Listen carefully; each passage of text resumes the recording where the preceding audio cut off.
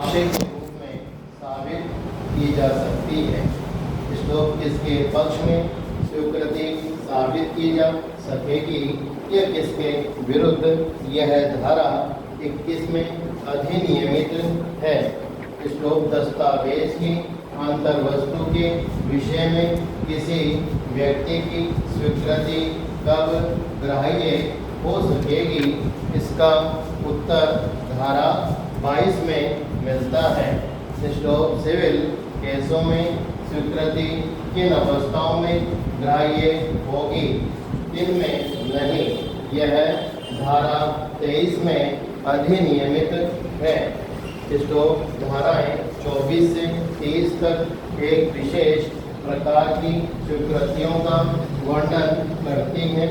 वे हैं आपराधिक मामलों में अभियुक्तों द्वारा की गई स्वीकृतियां, जिन्हें समस्वीकृति कहते हैं।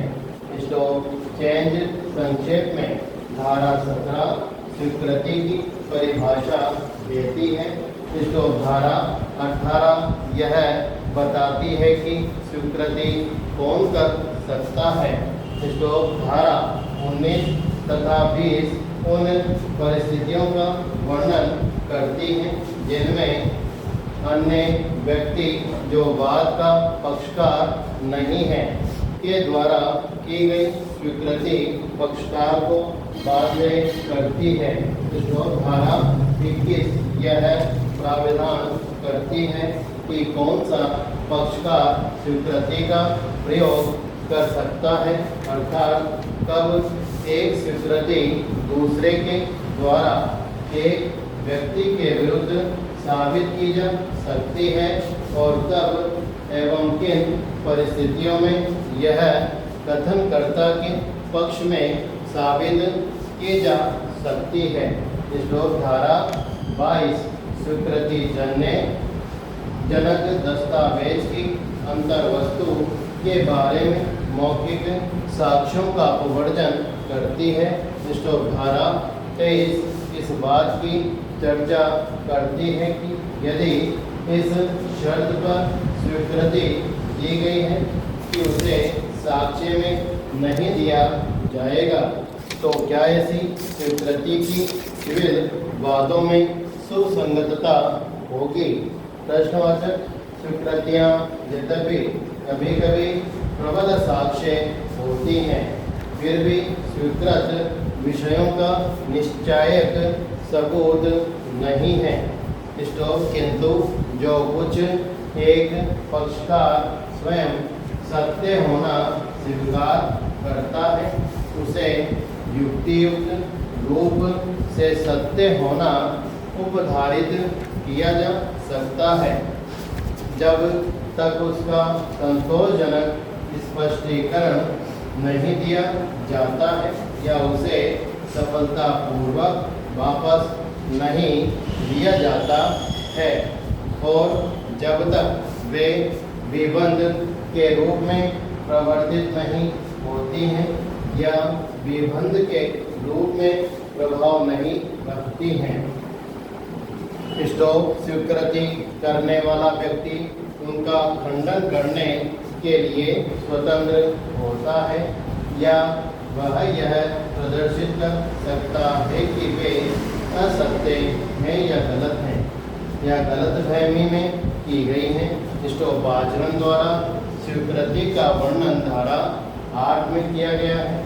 सुनवाई पर स्वीकार किए गए तथ्य या जिसे पक्षकार लेख द्वारा सुनवाई पर स्वीकार करने के लिए सहमत हो जाते हैं या जिनके बारे में अभिवचन संबंधी नियम के अधीन स्वीकार कर लिया गया समझ लिया जाता है।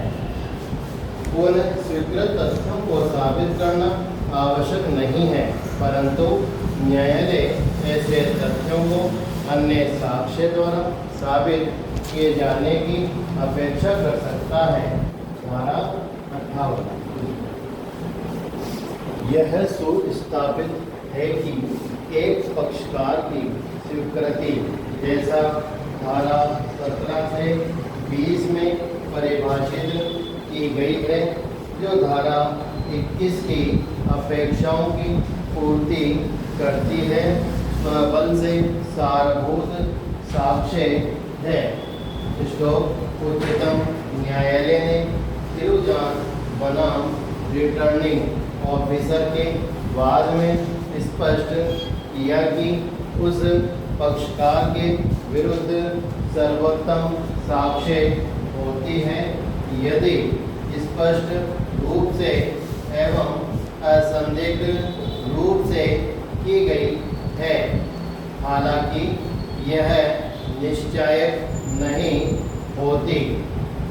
साबित करने का भार स्वीकृति करने वाले पर डाल देती है।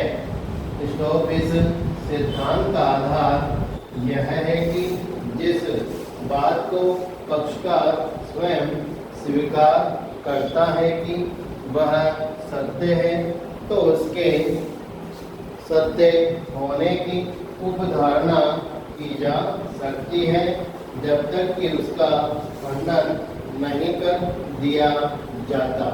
स्टोक इसलिए अपने हित के प्रतिकूल कथनों का प्रामाणिक मूल्य है, किंतु स्वयं के हित में कथनों का नहीं। स्टोक यही कारण है कि साक्ष्य अधिनियम में अपने हित के प्रतिकूल कथनों को सुसंगत घोषित किया गया है। स्टोक अपने हित के प्रतिकूल कथनों को तकनीकी शब्दों में स्वीकृतियों की संज्ञा दी गई है। स्टोक धारा 17, 18, 19, 20 को एक साथ लेने के अनुसार मौखिक या दस्तावेजी या इलेक्ट्रॉनिक रूप में अंतर्विष्ट कथन जो विवाद्य या सुसंगत तथ्य के बारे में किसी अनुमान का सुझाव करते ही स्वीकृति है। भारतीय साक्ष्य अधिनियम में स्वीकृति शब्द की परिभाषा किन अर्थों में प्रयुक्त है, यह चारों धाराओं को एक साथ पढ़ने से स्पष्ट होगा। स्टॉप यदि इन चारों धाराओं को एक वाक्य में लिखा जाए तो वह इस प्रकार होगी। स्टॉप एक स्वीकृति एक मौखिक या लिखित या इलेक्ट्रॉनिक रूप में अंतर्विष्ट कथन है जो विवाद्य या सुसंगत तथ्य के बारे में अनुमान का सुझाव करता है तथा वह निम्न व्यक्तियों द्वारा किया गया है। स्टॉप स्वीकृति कौन कर सकता है? धारा 18, 19 और 20 में वर्णित 7 प्रकार के व्यक्ति स्वीकृति कर सकते हैं। 1. कार्यवाही के पक्षकार। 2. ऐसे पक्षकार द्वारा प्राधिकृत अभिकर्ता। 3. ऐसे पक्षकार जो प्रतिनिधि की हैसियत में है। ऐसे पक्षकार द्वारा जो प्रतिनिधि की हैसियत से वाद ला रहा हो या जिन पर उसी हैसियत से वाद लाया जा रहा हो, उस समय स्वीकृतियाँ किया जाना जबकि वह ऐसी हैसियत धारण करता हो जैसे न्यासी, निष्पादक, संरक्षक, प्रशासक, दिवालिये का समुद्देशिकी आदि। 4. ऐसा व्यक्ति जिसका कार्यवाही की विषय वस्तु में सांपत्तिक या धन संबंधी हित है। ऐसा हित चालू रहने के दौरान जैसे भागीदारों, संयुक्त ऋणियों, संयुक्त मालिकों, संयुक्त किराएदारों के कथन। धारा 18 के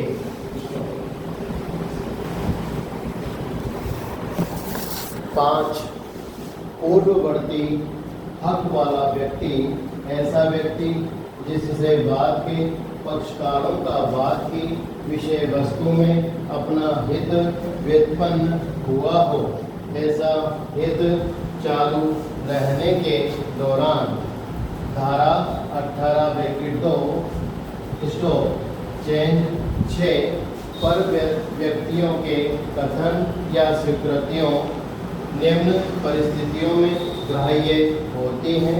एक, यदि ऐसी स्वीकृतियाँ उन व्यक्तियों के विरुद्ध सुसंगत हों जो कि पक्षकार नहीं हैं और वे उस स्थिति या दायित्व के संबंध में हैं जो उस दावे में ऐसे व्यक्ति द्वारा या उसके विरुद्ध लाया गया हो। और दो, यदि ऐसे कथन उक्त व्यक्ति की स्थिति और दायित्व के अस्तित्व के समय में किए गए हों और जबकि वह पर व्यक्ति की स्वीकृति स्वहित के विरुद्ध हो, उसकी अपनी स्थिति या दायित्व को प्रभावित करता है और जबकि वह स्थिति और दायित्व दावे के पक्षकार के विरुद्ध साबित करना जरूरी है। चेंज 7, मध्यस्थ रेफरी की स्वीकृति जबकि वाद या कार्यवाही का पक्षकार उस अन्य व्यक्ति को विवादग्रस्त विषय के बारे में जानकारी सूचना के लिए अभिव्यक्त रूप से निर्दिष्ट करता है जो कि पक्षकार नहीं है, तो उस निर्दिष्ट व्यक्ति का कथन स्वीकृति होती है और वे निर्दिष्टकर्ता पक्षकार के विरुद्ध ग्राह्य हैं।